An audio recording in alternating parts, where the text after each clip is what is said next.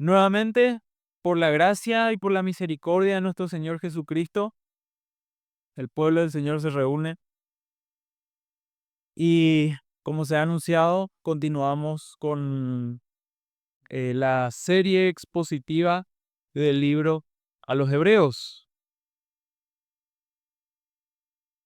Bueno, ¿y qué nosotros tenemos y qué nosotros sabemos del libro de Hebreos?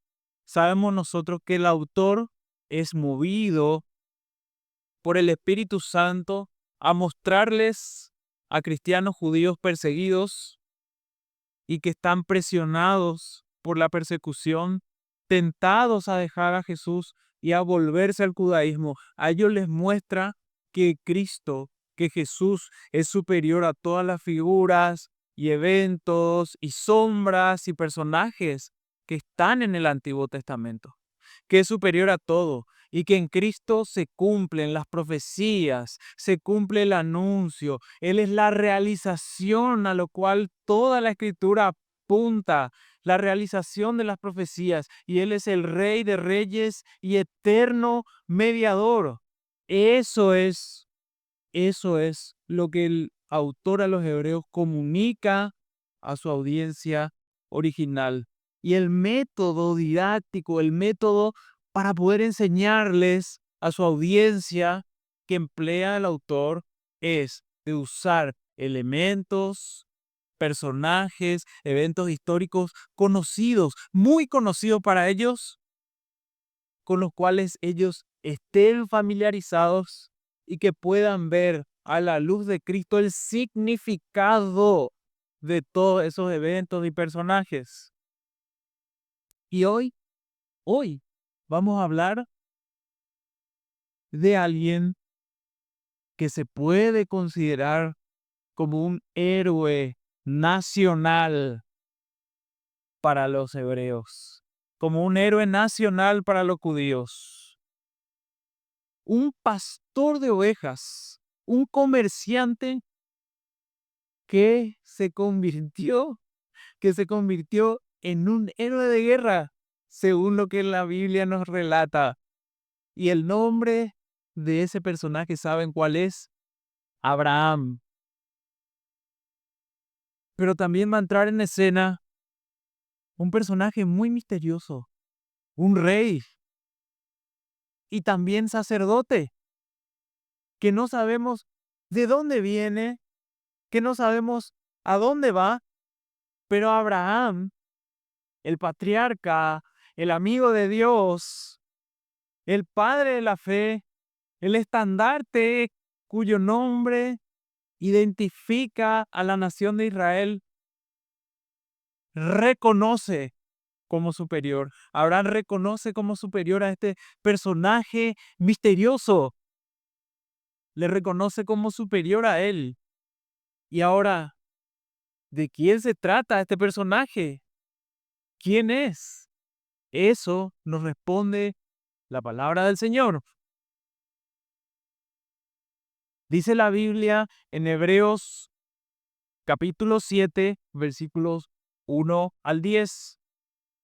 Porque este Melquisedec, rey de Salem, sacerdote del Dios Altísimo, salió al encuentro de Abraham cuando éste regresaba de la matanza de los reyes y lo bendijo. Abraham le entregó el diezmo de todos los despojos, cuyo nombre significa primeramente Rey de Justicia y luego también Rey de Salem. Esto es, Rey de paz, sin padre, sin madre, sin genealogía, no teniendo principio de días ni fin de vida, siendo hecho semejante al Hijo de Dios, permanece sacerdote a perpetuidad. Considerad, pues, la grandeza de este hombre a quien Abraham, el patriarca, dio el diezmo de lo mejor del botín. Y en verdad, los de los hijos de Leví que reciben el oficio de sacerdote tienen mandamiento en la ley de recoger el diezmo del pueblo, es decir, de sus hermanos, aunque estos son descendientes de Abraham. Pero aquel cuya genealogía no viene de ellos, recibió el diezmo de Abraham y bendijo al que tenía las promesas. Versículo 7, versículo clave. Y sin discusión alguna, el menor es bendecido por el mayor. Aquí, ciertamente, los hombres mortales reciben el diezmo, pero allí los recibe uno de quien se da testimonio de que vive. Y por así decirlo, por medio de Abraham, a un Leví que recibía diezmo, pagaba diezmos, porque aún estaba en los lomos de su padre cuando Melquisedec le salió al encuentro. Hasta aquí la palabra del Señor. Y el título del sermón de hoy es El Supremo Sacerdote para siempre. Y hay dos grandes consideraciones que vamos a mirar. Dos grandes consideraciones. La primera, el sacerdocio de Melquisedec, versículos 1 al 3. Y la segunda, la supremacía del sacerdocio de Melquisedec, de los versículos 4 al 10. Y en cuanto a la primera consideración o al primer encabezado, dicen los versículos 1 al 3. Porque Melquisedec, rey de Salem, sacerdote del Dios Altísimo, salió al encuentro de Abraham cuando éste regresaba ¿de qué cosa? De la matanza de los reyes, y lo bendijo. Después, ¿qué hizo Abraham? Abraham le entregó el diezmo de todos los despojos, cuyo nombre significa primeramente rey de justicia y luego también rey de Salem, esto es rey de paz. Sin padre, sin madre, sin genealogía, no teniendo principio de días ni fin de vida, siendo hecho semejante al Hijo de Dios, permanece sacerdote a perpetuidad. Estos tres versículos son una unidad muy compacta, pero enseñan una lección clave. Ahora, si se dan cuenta, habla primeramente el texto. Este es Melquisedec, que salió al encuentro de Abraham cuando éste regresaba de la matanza de los reyes. ¿A qué matanza se refiere? ¿Qué es aquello que está recordando el autor a los hebreos para comunicar a su audiencia original? ¿Qué pasó ahí? Eso es lo que nosotros tenemos que explicar. Ahora, si abrimos nosotros nuestra imaginación a lo que menciona el texto, nos habla de un personaje misterioso. El nombre ya lo saben, Melquisedec. Salió al encuentro de Abraham cuando éste regresaba de una matanza y lo bendijo. Hermanos, tenga en cuenta que cuando se habla de matanza se está hablando de un enfrentamiento bélico. ¿A qué se refiere esa matanza? ¿Conocen las historias de guerras? Bueno, esta es una de ellas. Pero ¿qué particularidad tenía Abraham? Abraham era un pastor de ovejas, era un comerciante. Y según Génesis 14, 4 reyes, conocidos como los reyes del este, se juntaron contra 5 reyes de Canaán, reyes de Sodoma, Gomorra, Adma, Seboim y Zoar. Si no recuerdan los nombres, no importa, acuérdense de que es un grupo de reyes contra otro grupo de reyes.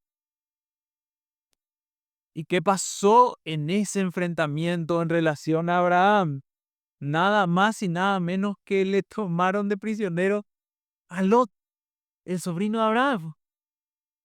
Y bueno, a Abraham le llegó la noticia y, como decimos nosotros acá, pegó el grito al cielo, se asustó y bueno, quería rescatar a su sobrino. Entonces, ¿qué hizo? Se remangó y se puso en campaña. vamos a ver este escenario épico, este escenario de guerra de guerrillas en Génesis 14:10. Y dice así: en el valle de Sidín estaba lleno de pozos de asfalto. Esto es lo que pasó después del enfrentamiento.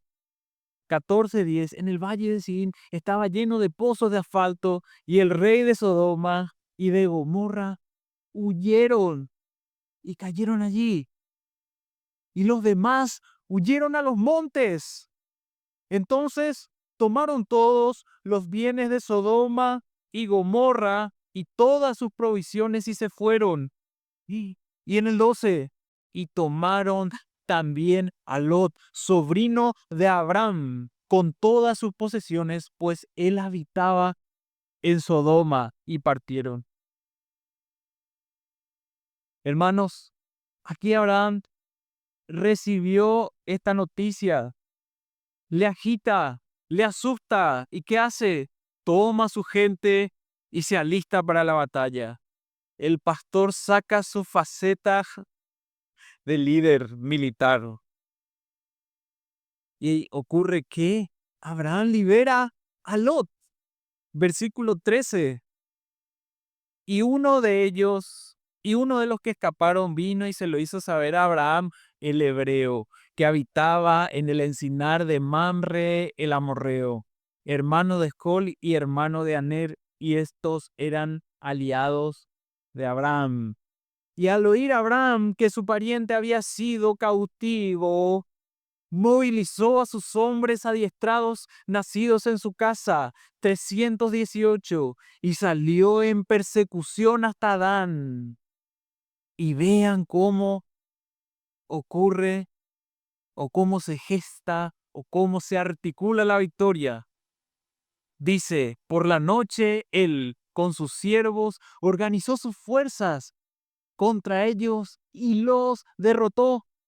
Los persiguió hasta Oba, que está en el norte, al norte de Damasco, y recobró, dice, recobró todos sus bienes, también a su pariente Lot con sus posesiones, y también a las mujeres y a la gente.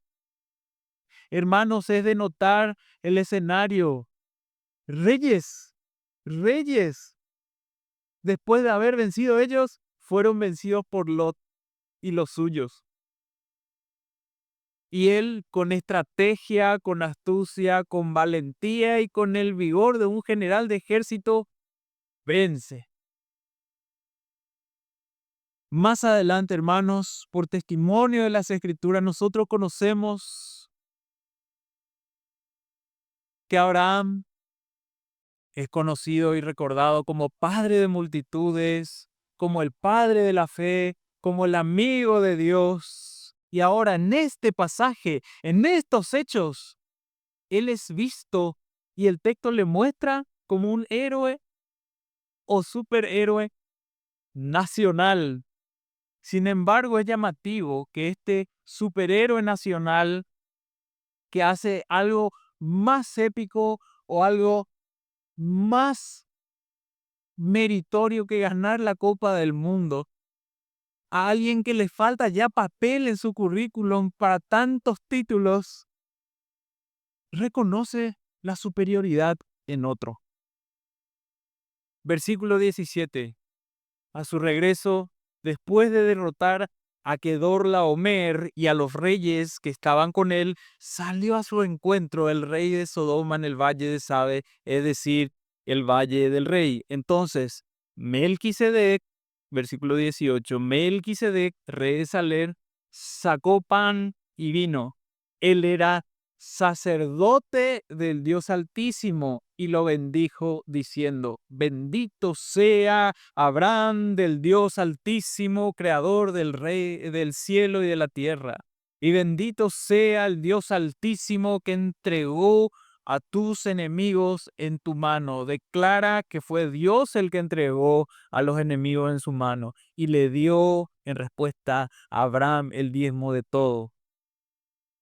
Aquí, mis hermanos, está ya definido de manera clara que este gran hombre, el gran patriarca de donde viene la nación de Israel, reconoce a alguien como superior.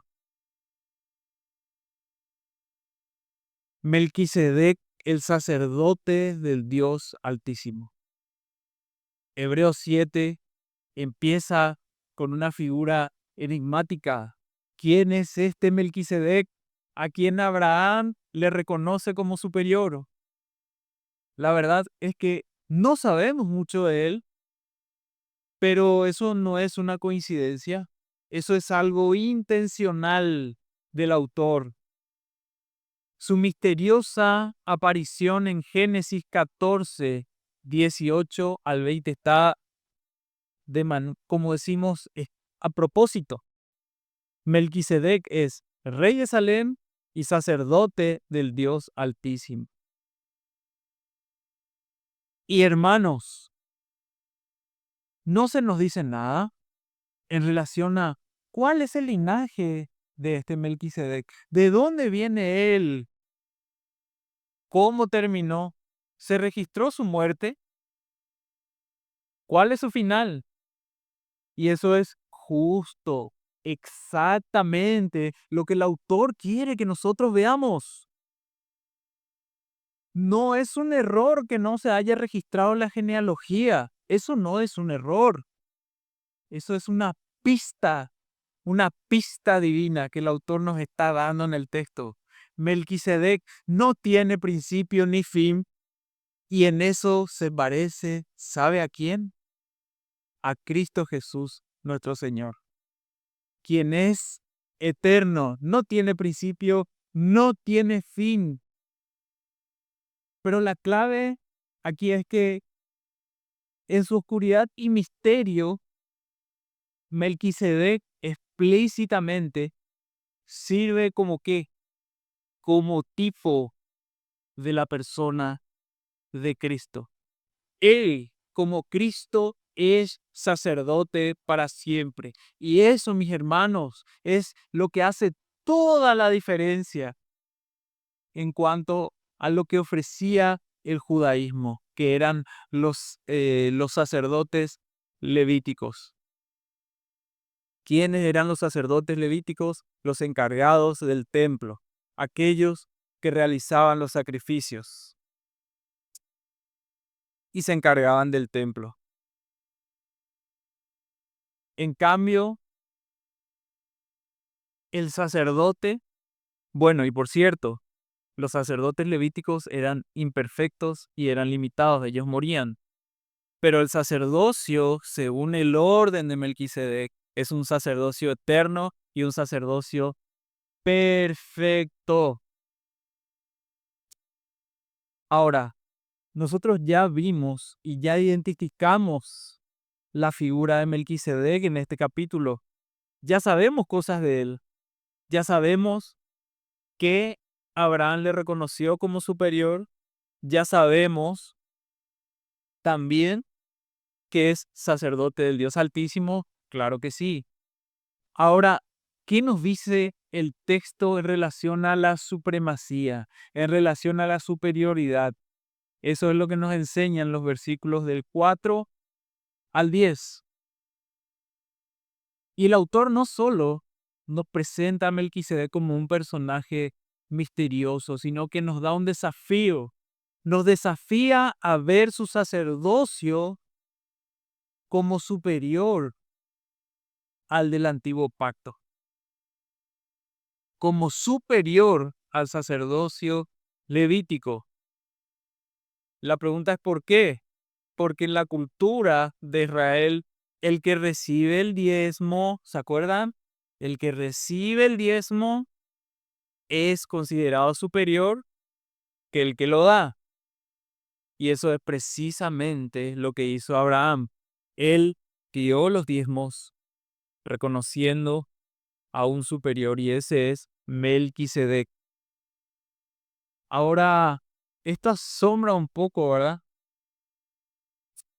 Si pensabas que la historia de Israel comenzó en Abraham, es sorprendente ver que Abraham, imagínense, con todas las condecoraciones que él tenía, El padre de la nación reconoce que Melquisedec es superior. Y en realidad, según el autor, incluso Leví, el antepasado de los sacerdotes, paga el diezmo a Melquisedec. Según las escrituras, ¿qué dice? Vamos a saltar al versículo 8 en adelante. 9. Y por así decirlo, por medio de Abraham, a un Leví, acuérdense que era el sacerdocio levítico, a un Leví que recibía los diezmos, pagaba diezmos. ¿Por qué? Porque en el versículo 10 dice, porque aún estaba en los lomos de su padre cuando Melquisedec le salió al encuentro. En otras palabras, estaba representado en Abraham que los sacerdotes levíticos y que todo ese linaje reconocía ya el sacerdocio de Melquisedec como superior. Así que, hermanos, el sacerdocio de Cristo, que en última instancia es representado en Melquisedec, que es un sacerdocio superior, una mediación superior, no está limitada a leyes humanas, no está limitada a tradiciones humanas, ni tampoco por genealogía. No es un sacerdocio que comienza y termina con un nombre o con una familia. Es un sacerdocio que es, ¿saben cómo? Eterno. Eterno como la propia vida del Señor Jesucristo. Y hermanos, ahora quiero nuevamente apelar a la imaginación de ustedes.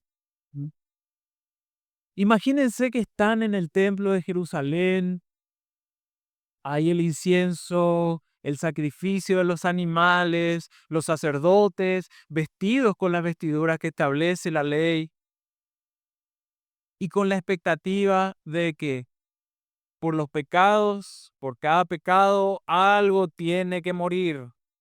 Cada año, el sumo sacerdote entra al lugar santísimo con el temor de no ser aceptado, llevando sangre en su mano, sacrificando de nuevo para cubrir, pero no eliminar definitivamente el pecado. Vean eso en la pantalla de su mente. La escena es solemne, pero ¿saben qué? Por más solemne que sea, era simplemente una sombra de lo que estaba por venir. Ahora, imagínate de repente, en medio de toda esa tradición, un hombre llamado Melquisedec aparece, sin genealogía, sin principio ni fin, y en una conversación nos apunta a algo mucho más grande, mucho más eterno. Y si escuchás con atención, puedes escuchar en sus palabras que habla de un sacrificio perfecto, uno que ya no necesita repetirse nunca más, una vez y para siempre no más. Es el sacrificio definitivo, imagínate, y que quita el pecado de todo aquel que cree. ¿No va a traer eso alivio a tu corazón? Y eso es lo que el autor de Hebreos está haciendo al presentarnos a Melquisedec en este pasaje. Lo que está sucediendo no es meramente una historia antigua nomás, no es simplemente una figura histórica, sino que nos está presentando el sacrificio definitivo que es Cristo, el eterno mediador suficiente que es Cristo en toda su gloria, el único mediador entre Dios y los hombres, Jesucristo hombre, aquel que tiene poder para eliminar definitivamente el poder del pecado en los que creen. Eso es lo que el autor está presentando. Y su audiencia original ahora, ¿qué haría? vivía iluminada obviamente por el Espíritu Santo. Qué tonto volver a los sacrificios una y otra y otra y otra y otra vez, siendo que yo tengo el mejor sacerdote, el mejor sacrificio, el único y definitivo, el de Cristo. ¿Por qué tengo que volver atrás? ¿Para qué? Si ya lo tengo todo en Cristo, en toda su gloria.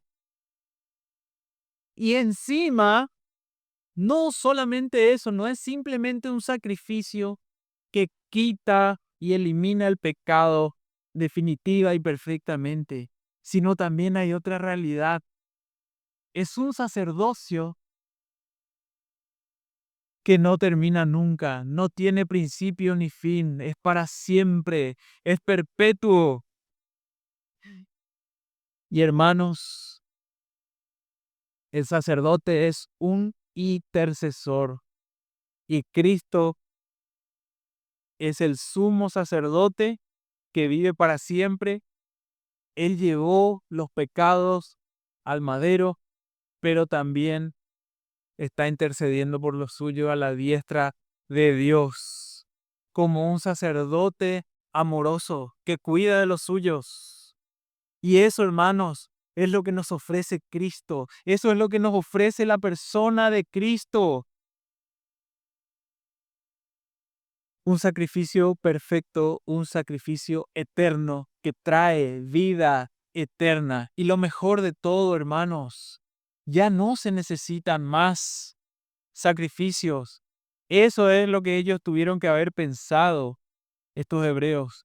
Ya no necesitan más sacrificios ni sacerdotes. No hay necesidad de repetir una y otra vez el sacrificio, porque Cristo ya hizo todo lo que necesitamos.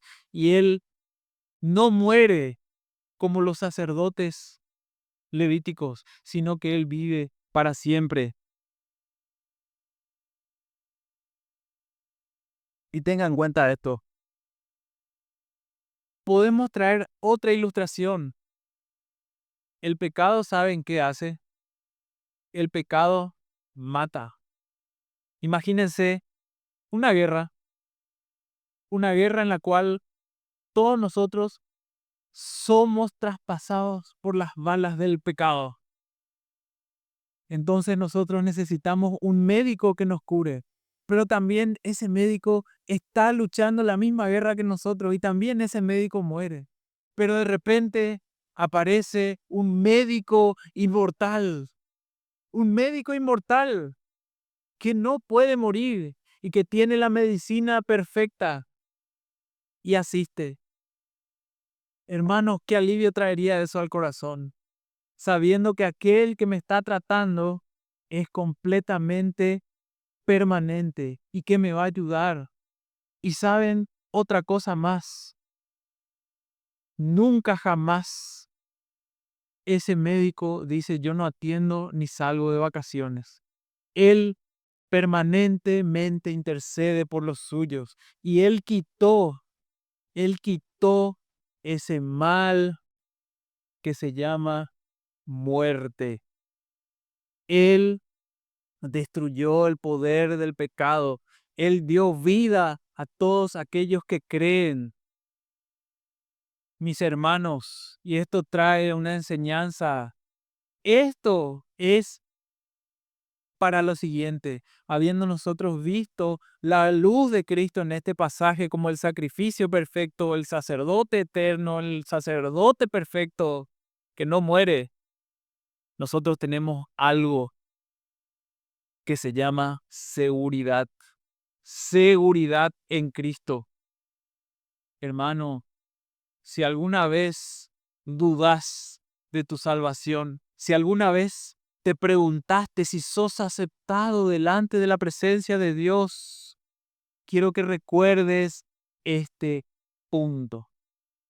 Cristo es el sacrificio suficiente. Él expía el pecado de manera definitiva. No hay nada que puedas agregar a tu salvación.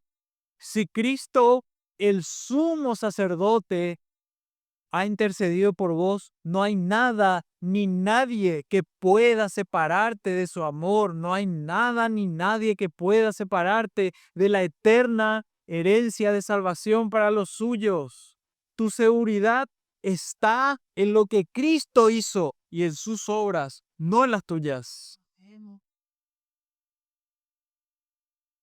Por otra parte, nosotros, hermanos, a la luz de esto, de que Cristo es el sumo sacerdote representado en Melquisedec y superior a los sacerdotes levíticos, que eran meramente una proyección de lo que iba a venir. Ya nosotros vimos esto, que Cristo es un sacerdote perfecto y definitivo, y que Cristo es superior. Imagínense, Abraham, el padre de la nación judía, y por ende sus representados, todos ellos reconocieron en Adán la superioridad de este sacerdocio. Si Abraham lo hizo, ¿qué nos queda a nosotros, Iglesia de Cristo? ¿Qué nos queda más que vivir en gratitud y en adoración profunda a Dios por lo que Él hizo? Porque Él nos dio mucho más que habernos concedido la victoria en una batalla de orden bélico. Él nos rescató de la muerte misma, de la muerte eterna. Él nos salvó de que la ira de Dios nos aplaste como la más asquerosa de las cucarachas. De eso nos salvó. Nos salvó de que el humo de nuestro tormento suba por los siglos de los siglos de los siglos y todavía no empecemos a contar. De eso nos salvó, porque la paga del pecado es muerte, mas la dádiva de Dios es vida eterna en Cristo Jesús, Señor nuestro. Y vos, hermano, ¿qué vas a hacer toda tu vida? No vas a entregar simplemente los mejores despojos del botín. Vos vas a dar todo lo que tenés en gratitud.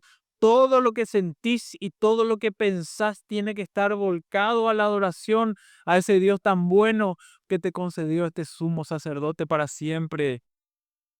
Eso implica tus pensamientos, tus motivaciones, tus actos, tu tiempo, tu dinero, porque vos sos mayordomo de lo que corresponde a Dios. Todo. Todo. El precio que pagó fue tan alto que cada pensamiento, cada palabra, cada acción de nuestra vida tiene que estar orientada a la gratitud, a ese Dios tan bueno, tan bondadoso, que vio que te ibas derechito al infierno, pero Él, antes de la fundación del mundo, proveyó este plan hermoso de redención que te ofrece un sacrificio perfecto por esos pecados que te iban a mandar al infierno. Así que si estás dormido ante esta realidad, despertate, despertate, ofrece tu vida como un sacrificio de alabanza para ese Dios que te rescató. Y hermanos, hay que tener confianza en ese mediador perfecto. Cristo no es solo nuestro Salvador, sino que es un mediador eterno que ora a la diestra de Dios Padre por los suyos. Cuando ora por vos, Él intercede como sumo sacerdote que conoce perfectamente tu dolor, tus luchas y tus debilidades y toda enemistad que te quiera hacer volver atrás y tirar la toalla. Todo el Señor lo conoce plenamente. Él no es alguien distante. No es como los sacerdotes también que necesitaban sacrificar por sí mismos. Él ha hecho un sacrificio perfecto y Él vive para interceder por vos. Así que como conclusión, hermanos, no hay nada, nada, nada que se pueda comparar con el poder, con la eternidad y con la bondad de Cristo. Mientras que este sistema que presentaba el Antiguo Testamento El sistema levítico, con sus sacrificios repetidos y con sus sacerdotes imperfectos, eran solo una sombra.